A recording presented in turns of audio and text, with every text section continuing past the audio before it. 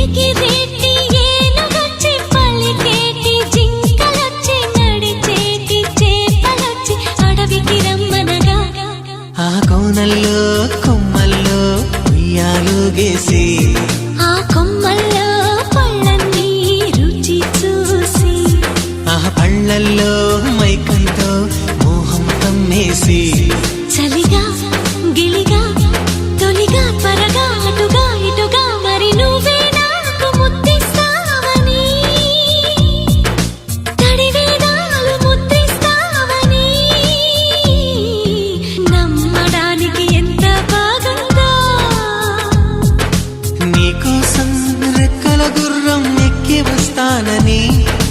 పగడపు దీనికి నిన్నే నేను తీసుకెళ్తానని ఇక ఏ నాటికి